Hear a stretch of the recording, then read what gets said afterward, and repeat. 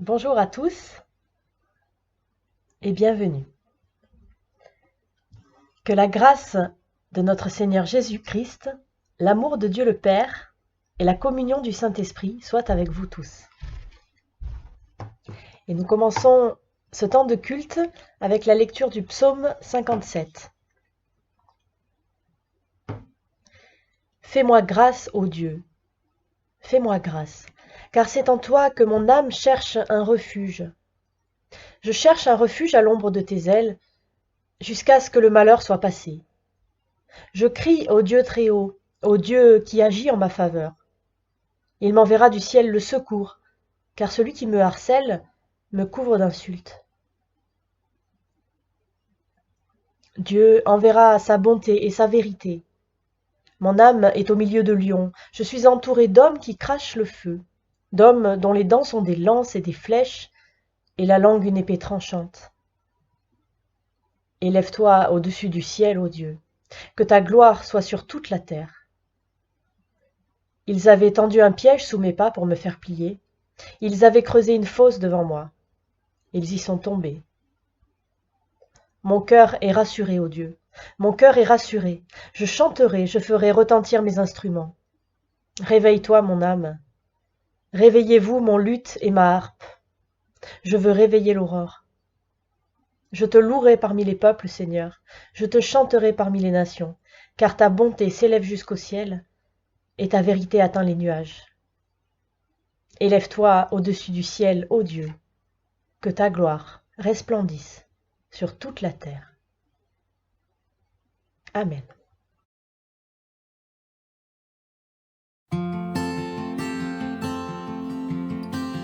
En Jésus seul est mon espoir, lui ma lumière, ma force, mon chant, pierre angulaire, solide rempart, même quand l'orage devient violent. Oh quel amour, oh quelle paix, les luttes cessent, la peur se tait, mon réconfort, mon plus grand bien, dans l'amour du Christ je me tiens. En Jésus seul, Dieu s'est fait chair, dans un enfant auquel mystère, ce don d'amour, de sainteté, haï par ceux qu'il va sauver. Jusqu'à la croix, il s'est livré, sur lui la colère est tombée. Tous mes péchés, il les a pris, par la mort de Jésus, je vis.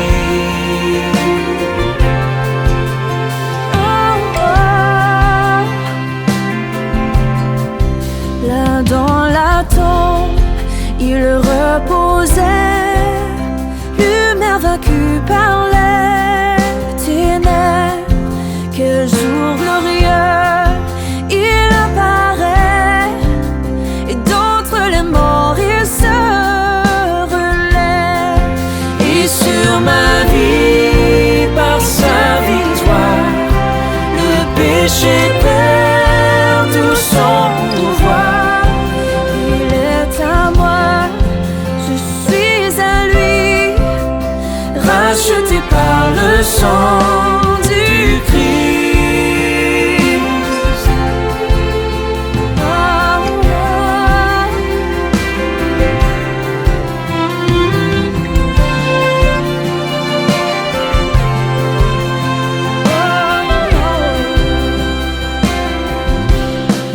Je vis en paix, je meurs sans crainte, gardé par la puissance du Christ, du premier cri au dernier souffle. Jésus le maître de ma vie, les plans des hommes ou du malade ne peuvent m'arracher de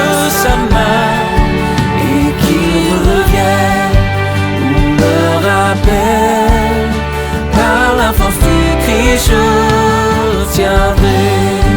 Les plans des hommes ou du malin ne peuvent m'arracher de sa main, et qu'il revienne ou me rappelle, par la force du Christ je tiendrai, et qu'il revienne ou me rappelle, par la force du Christ je tiendrai.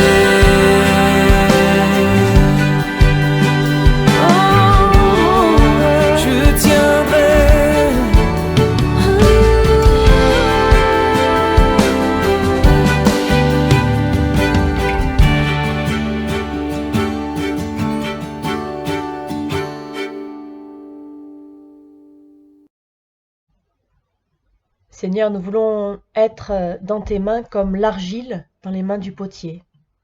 Nous te demandons, Seigneur, ton esprit.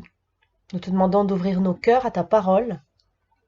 Nous te demandons, Seigneur, que nous puissions nous laisser façonner par elle, à l'image de ton Fils Jésus-Christ, notre Seigneur. Amen.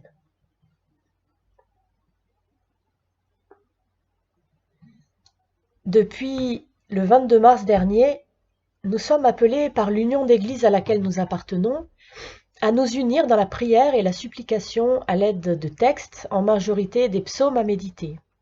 Et le psaume que j'ai lu tout à l'heure, le 57, faisait partie de cette liste. Le texte que je vous propose de lire ce matin et de méditer est aussi un exemple de supplication, et nous allons voir ce qu'il nous apprend sur Dieu et aussi sur notre propre cœur. Alors je vous invite à la lecture.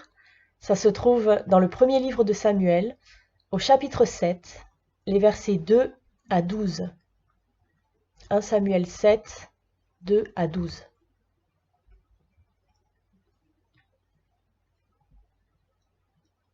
Il s'était passé bien des jours depuis le jour où l'arche avait été installée à Kiriath-Yearim, 20 années. Alors toute la maison d'Israël poussa des gémissements vers l'Éternel. Samuel dit à toute la maison d'Israël, « Si c'est de tout votre cœur que vous revenez à l'Éternel, ôtez du milieu de vous les dieux étrangers et les Astartés. Dirigez votre cœur vers l'Éternel et servez-le lui seul. Alors il vous délivrera de la main des Philistins. » Et les Israélites ôtèrent du milieu d'eux les Baals et les Astartés, et ils servirent l'Éternel seul. Samuel dit, « Rassemblez tout Israël à Mitzpa, et je prierai l'Éternel pour vous. » Ils se rassemblèrent à Mitzpa, puisèrent de l'eau et la répandirent devant l'Éternel. Ils jeûnèrent en ce jour. C'est là qu'ils dirent, « Nous avons péché contre l'Éternel. » Samuel jugea les Israélites à Mitzpa. Les Philistins apprirent que les Israélites s'étaient rassemblés à Mitzpa, et les ducs des Philistins montèrent contre Israël. Les Israélites la prirent et eurent de la crainte devant les Philistins. Les Israélites dirent à Samuel, « Ne garde pas le silence, mais crie pour nous à l'Éternel, notre Dieu, afin qu'il nous sauve de la main des Philistins. » Samuel prit un agneau de lait et l'offrit tout entier en holocauste à l'Éternel. Il cria à l'Éternel pour Israël, et l'Éternel lui répondit. Pendant que Samuel offrait l'holocauste, les Philistins s'approchèrent pour attaquer Israël. En ce jour, l'Éternel fit retentir le tonnerre à grand bruit contre les Philistins, et les mit en déroute. Ils furent battus devant Israël. Les hommes d'Israël sortirent de Mitzpa, poursuivirent les Philistins, et les battirent jusqu'au-dessous de Beth-Kar.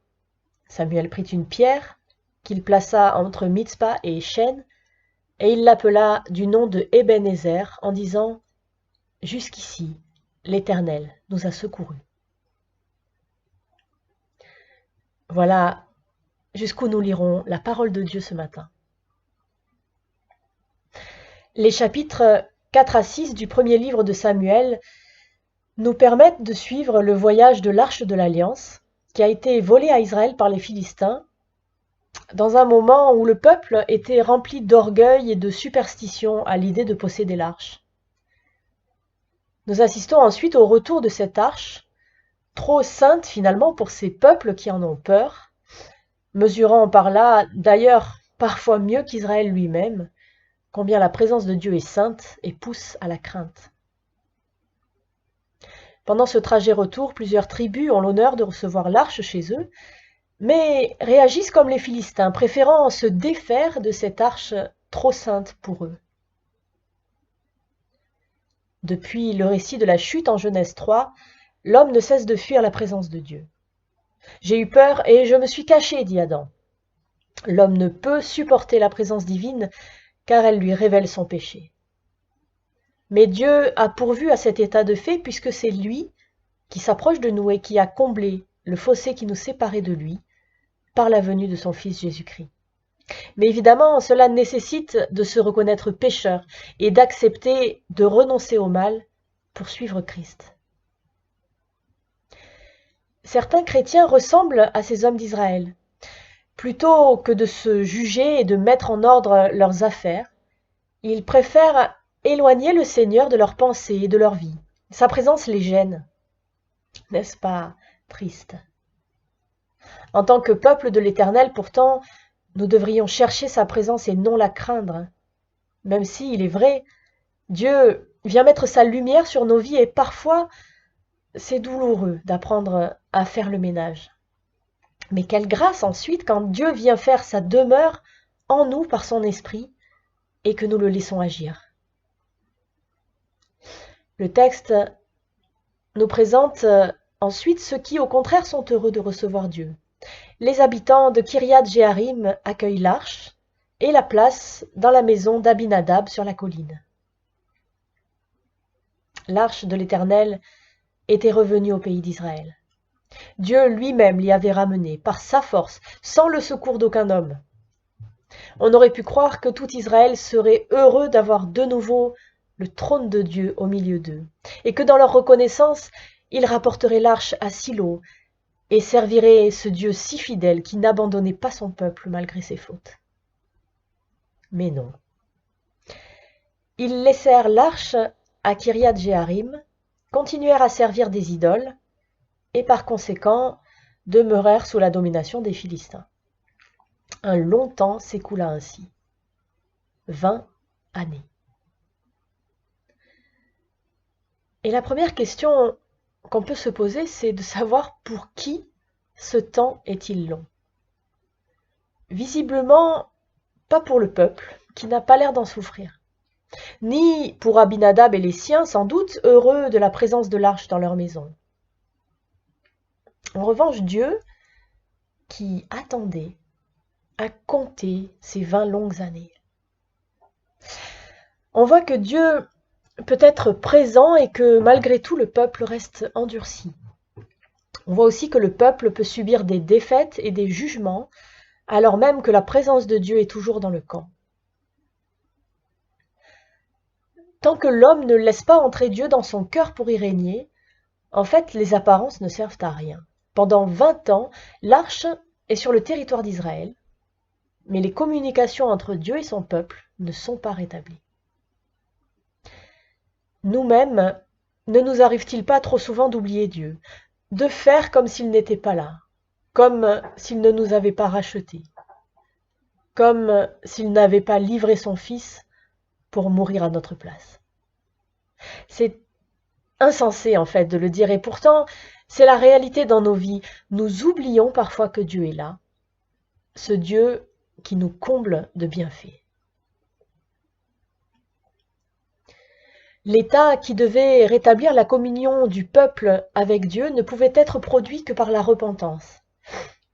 Souvenez-vous de ce mot hébreu teshuva qui signifie le retour à Dieu, la repentance. Et cette repentance elle-même, combien lui faut-il de temps pour se manifester? À la grâce doit correspondre un travail de conscience, comme nous le voyons par exemple dans l'histoire du fils prodigue. Et c'est assez évident de voir que le croyant a besoin d'un temps beaucoup plus long pour être relevé que pour s'abandonner au mal. Israël commence donc, nous dit ce texte, à se lamenter après l'Éternel. Et déjà c'est un signe favorable, Quelque chose lui manquait donc. La présence de l'Éternel lui était devenue nécessaire. Premier symptôme d'une œuvre de Dieu dans l'âme du peuple. Samuel est comme la bouche de l'Éternel pour appeler le peuple à la repentance. Samuel parla à toute la maison d'Israël. C'est ce que nous dit ce texte. Et on voit que c'est toujours la parole de Dieu qui nous apporte la conscience de notre état. Sans elle, aucune œuvre réelle de l'esprit n'a lieu dans le cœur. Voilà pourquoi il est si important de lire et de méditer la parole. Elle est une nourriture, elle est un guide, mais elle est aussi un révélateur de notre état devant Dieu. Elle donne le diagnostic et le remède. Si de tout votre cœur vous retournez à l'Éternel, dit Samuel, ôtez du milieu de vous les dieux étrangers et les Astartés, et attachez fermement votre cœur à l'Éternel. Servez-le lui seul, et il vous délivrera de la main des Philistins. Il y a 2 semaines, nous parlions du retour à Dieu, du fait de revenir à lui. Et c'est aussi de cela dont il s'agit dans ce texte. Voyez quelle importance revêt ici la repentance, qui est prémisse du retour à Dieu. L'âme commence par se séparer des idoles ou du mal. Et on peut citer là un verset de la première épître aux Thessaloniciens. « Vous vous êtes convertis des idoles à Dieu », nous dit ce verset. Puis l'âme s'attache à l'Éternel pour le servir, pour servir le Dieu vivant et vrai. Le résultat de ça, c'est la délivrance. Et dans cette œuvre, l'activité de Samuel, ce fidèle serviteur de Dieu, est particulièrement remarquable et bénie. Après avoir parlé au peuple, il ajoute « Assemblez tout Israël à Mitzpah et je prierai l'Éternel pour vous. » Rassembler le peuple de Dieu est la fonction de tout serviteur de l'Éternel qui comprend son ministère. C'est bien là le travail du berger. Incessamment, le berger rassemble les brebis, va chercher celles qui sont égarées, etc. Et dans ces jours où nous ne pouvons pas nous assembler physiquement, eh bien peut-être que justement nous mesurons l'importance de le faire. Alors ne désespérons pas, continuons de nous rassembler même virtuellement, en attendant des jours meilleurs, parce que c'est ainsi que nous sommes peuple de Dieu. L'ennemi d'ailleurs n'a de cesse de nous diviser et de nous isoler les uns des autres. N'écoutons pas sa voix. L'Église, c'est l'assemblée du peuple de Dieu, réunie pour adorer le Seigneur et le servir. On voit que Samuel ne se contente pas de rassembler le peuple, il intercède pour eux. La prière, qui est fruit de son intimité avec Dieu, est une chose qui caractérise Samuel. Et enfin, le travail de conscience se produit. Le peuple se lamente. Samuel lui parle de la part de l'Éternel. Il s'agit de se détourner des idoles pour servir le Dieu vivant et vrai. Israël obéit, et Samuel peut alors parler à l'Éternel en sa faveur. Écoutons attentivement ce message parce qu'il nous concerne aussi. Je relis ce verset. « Si de tout votre cœur vous retournez à l'Éternel, ôtez du milieu de vous les dieux étrangers et les Astartés, et attachez fermement votre cœur à l'Éternel, et servez-le lui seul, et il vous délivrera de la main des Philistins. »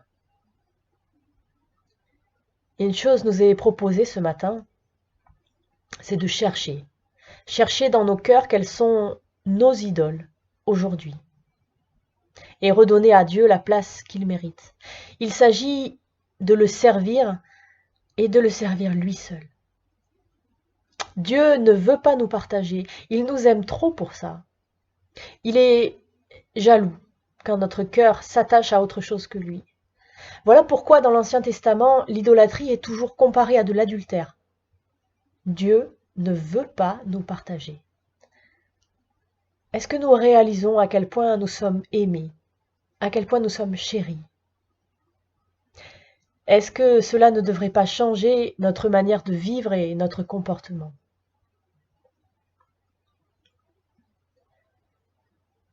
Ôtez du milieu de vous les dieux étrangers. Samuel commence à agir par son témoignage sur la conscience du peuple et à le purifier de ce qui l'affaiblissait en déshonorant Dieu. Il lui dit que s'il voulait se tourner de tout son cœur vers l'Éternel, il lui fallait ôter ses faux dieux Un culte mélangé est insupportable. Israël abandonne donc les faux dieux sur l'appel de Samuel, et le peuple se rassemble auprès de lui, afin qu'il intercède. Le peuple n'offre aucun sacrifice. Il puise de l'eau et la verse par terre, en signe de repentance. Il jeûne et il confesse qu'il a péché. Samuel le juge là. Quelle différence avec l'état de choses qui était présenté au chapitre 4. Ici, les cœurs sont prêts. Les vases sont vides, on pourrait dire, prêts à recevoir la plénitude de Dieu. Il n'y a pas de vaine prétention ni de recherche de moyens extérieurs de salut.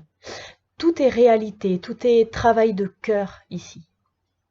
Au lieu des cris de vantardise, il y a l'eau répandue. Symbole saisissant et expressif d'une faiblesse absolue et la reconnaissance de n'être bon à rien. En un mot, l'homme prend sa vraie place. Et cela, nous le savons, est un signe précurseur assuré que Dieu va prendre la sienne. Ce grand principe traverse tout le long de l'Écriture, tout le long de l'histoire du peuple de Dieu. Il est condensé dans cette expression brève mais d'une portée énorme, la repentance et la rémission des péchés. La repentance, c'est la vraie place de l'homme. La rémission des péchés, c'est la réponse de Dieu. La repentance exprime le vase vide et la rémission des péchés exprime la plénitude de Dieu. Quand les deux se rencontrent, tout est réglé. Et ceci est présenté d'une façon saisissante dans la scène de ce chapitre 7. Israël ayant pris sa vraie place, Dieu est libre d'agir en leur faveur. Ils ont confessé être eux-mêmes comme de l'eau répandue sur la terre, totalement impuissants et indignes. Et c'est tout ce qu'ils avaient à dire d'eux-mêmes en fait, cela suffisait. Dieu peut maintenant entrer en scène et s'occuper des Philistins rapidement. Si Dieu est pour nous, qui sera contre nous? Les fruits de la repentance ici sont différents de ceux de la conversion. Nous en avons 3. L'eau répandue, c'est-à-dire ce sentiment de leur faiblesse devant Dieu, le signe de leur repentance. Le deuxième, c'est le jeûne, signe de deuil. Et enfin, le troisième, c'est la confession, la vraie confession du mal. Nous avons péché contre l'Éternel. Ces fruits sont le résultat de l'intercession de Samuel pour le peuple. Et c'est sur cette base que le peuple peut être restauré. Or, on voit que si Israël se rassemble même pour s'humilier, l'ennemi se met immédiatement en mouvement pour lui résister. On peut faire là, je crois, une analogie dans notre vie chrétienne. En effet, Satan n'a que faire d'un chrétien endormi. En revanche, quand ce chrétien se réveille et retourne à Dieu, voilà l'ennemi qui s'agite et qui se lève, cherchant à briser la relation retrouvée. Le rassemblement du peuple de Dieu ne peut convenir à l'ennemi. Il le considère comme une provocation. Et on le voit dans ce texte, les Philistins s'avancent, Israël a peur et a recours à l'intercession de Samuel. Samuel offre un sacrifice, signe du dévouement entier à l'Éternel et de la communion du peuple avec lui. Il supplie l'Éternel, se faisant ainsi l'avocat du peuple. L'Éternel l'exauce et les Philistins sont mis en déroute devant Israël. L'Éternel donne la victoire à Israël. Réponse à l'humiliation du peuple repentant et à l'intercession du médiateur fidèle. Il nous faut remarquer ici que nous aussi nous avons un médiateur, un intercesseur, un avocat. Jésus-Christ, le Fils de Dieu. Lui est l'agneau de Dieu, le sacrifice parfait qui nous couvre de sa justice, qui nous réconcilie avec le Père. Nous sommes assurés d'avoir la victoire par notre Seigneur Jésus-Christ, quel que soit l'ennemi qui se trouve sur notre route, car Christ a tout vaincu à la croix. Est-ce que nous sommes convaincus de cela? Vivons-nous notre vie avec cette certitude de la victoire de Jésus sur le mal, conscients que cela fait aussi de nous par la foi, des vainqueurs? Ou vivons-nous dans la crainte, dans le doute, ou même au contraire, l'orgueil de faire sans Dieu? Si nous en sommes dans l'un ou l'autre de ces cas, il est temps de revenir à Dieu, de lever les yeux vers lui et de le confesser Seigneur de nos vies. Parce que c'est aujourd'hui le jour du salut. Soyons conscients qu'il attend notre retour, tout comme il attendait la repentance du peuple conduit par Samuel. Samuel constate l'intervention divine. Il prend une pierre, il la place entre Mitzpah et le rocher, et il appelle son nom Ebenezer, ce qui veut dire pierre de secours. Et il dit, jusqu'ici, l'Éternel nous a secourus. Chacun de nous peut-il aussi le dire avec reconnaissance? Chaque moment passé avec Dieu est une grâce qu'il nous faut reconnaître.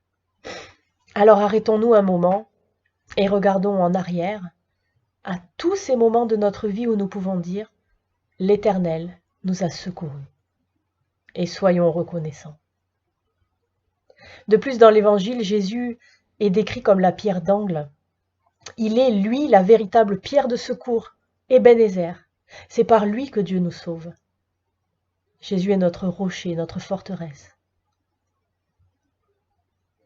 Dans les livres qui portent son nom, nous voyons Samuel, prophète, sacrificateur, intercesseur et juge, des caractères précieux chez cet homme de Dieu.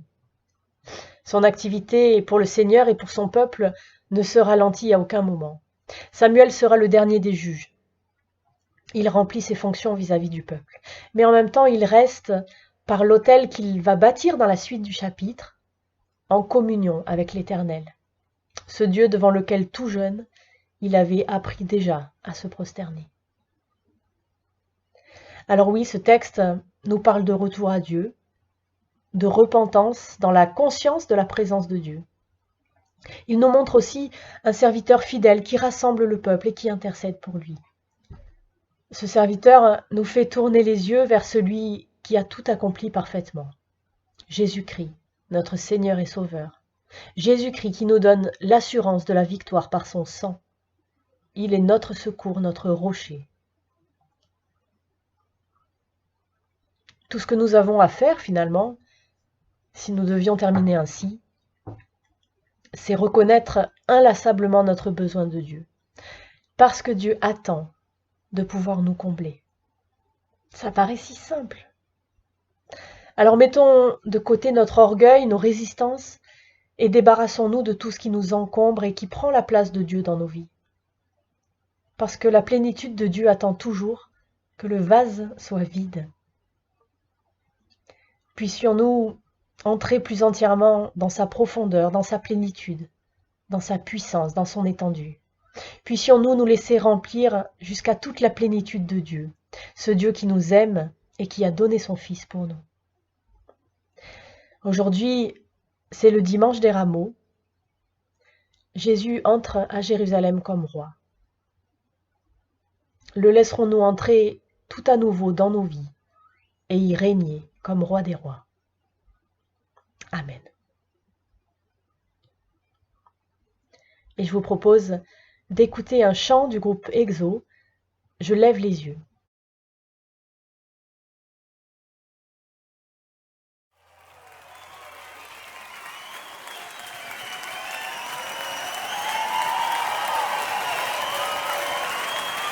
Je lève les yeux vers le Dieu de mon salut, du haut des cieux. Il voit ma peine, il étend sa main quand la mienne s'est perdue et me ramène. Je lève les yeux vers le Dieu de mon salut, du haut des cieux. Il voit ma peine, il étend sa main quand la mienne s'est perdue et me ramène. Dans ma vie, tant de cris, et tant de larmes sous les coups du mépris. Oh, je n'ai qu'une âme, je lève les yeux vers le Dieu de mon salut, du haut des cieux. Il voit ma peine, il étend sa main quand la mienne s'est perdue et me ramène. Sa grâce infinie, oh, il me libère, répond à la vie. À mes prières, je lève les yeux vers le Dieu de mon salut, du haut des cieux. Il voit ma peine, il étend sa main quand la mienne s'est perdue et me ramène. Je lève les yeux vers le Dieu de mon salut, du haut des cieux. Il voit ma peine, il étend sa main quand la mienne s'est perdue et me ramène. Je lève les yeux vers le Dieu de mon salut, du haut des cieux. Il voit ma peine, il étend sa main quand la mienne s'est perdue et me ramène. Et me ramène. Il me ramène. Je lève les yeux Dieu de mon salut. Je lève les yeux Dieu de mon salut. Je lève les yeux. Je lève les yeux.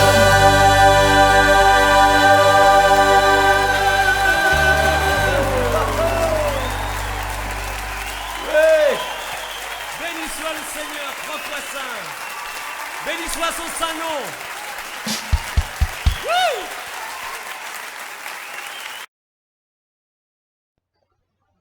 Avant de terminer ce temps de culte, nous ne voulons pas oublier de mettre de côté notre offrande, notre dîme de nos biens pour le Seigneur, et de faire aussi de ce moment un temps de culte et de reconnaissance pour ses bontés, ses largesses et tous ses bienfaits. Que le Seigneur vous bénisse, qu'il vous remplisse de sa paix